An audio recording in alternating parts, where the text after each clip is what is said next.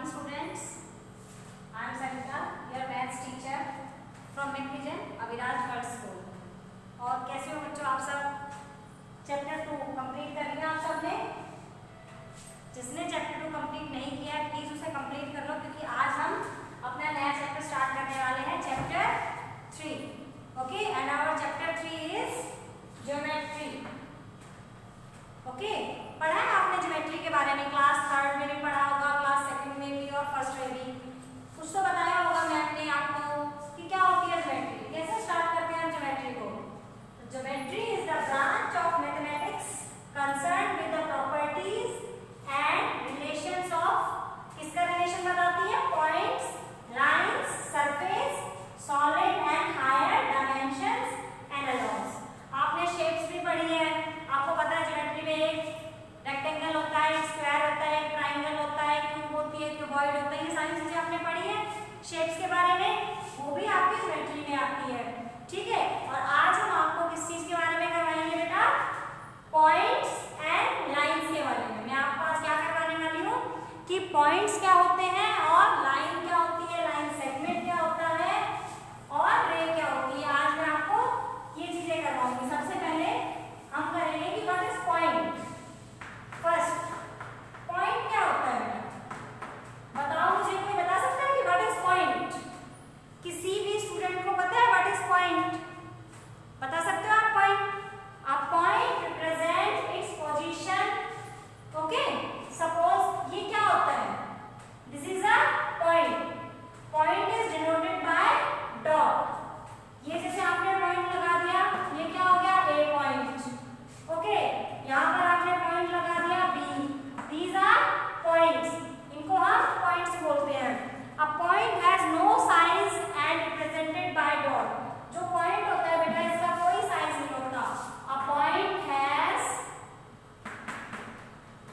no size and represents by dot. Represents by dot.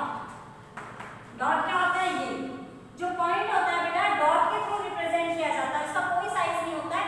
Size means आप point ये भी लगा सकते हो, जो बहुत छोटा सा दिख रहा है ये भी आपका पॉइंट है। आपने अपने डॉट को थोड़ा सा बड़ा कर दिया, ये भी पॉइंट है, लेकिन इसका कोई साइज नहीं होता। Understand? A point is denoted by a capital letter. मैंने अभी आपको जब पॉइंट बताया तब मैंने आपको ए लिखा था, point is always denoted by capital letter. जब भी हम पॉइंट को राइट करेंगे वो कैपिटल लेटर से ही डिनोट होता है, और उसको हम कैसे पढ़ते हैं? Point A, point B, point C. समझ में आया? A point is always denoted by capital letter. Okay बेटा, तो उसके बाद आता है हमारा पॉइंट के बाद आता है हमारा क्या आता है? Line. Second one is line. अब लाइन क्या होती है बेटा? किसी ने देखी है लाइन? क्या होती है लाइन? ये देखो, ये क्या है? लाइन। लेकिन क्या आपको इसकी लेंथ पता है कि what is the length of this line? नहीं, क्योंकि लाइन को आप इस तरफ भी बढ़ा सकते हो और इस तरफ भी इनफाइनाइट होती है बेटा। ये इसका कोई एंड पॉइंट नहीं होता। जो हमारी लाइन होती है उसका कोई एंड पॉइंट नहीं होता। हमें ये नहीं पता होता कि वो कितनी बड़ी है कितनी छोटी है। ठीक है, a line has no end point. A line has no end point. जो लाइन होती है बेटा उसका कोई एंड पॉइंट नहीं होता। हमें नहीं पता होता लाइन कहाँ से शुरू होती है और कहाँ खत्म होती है।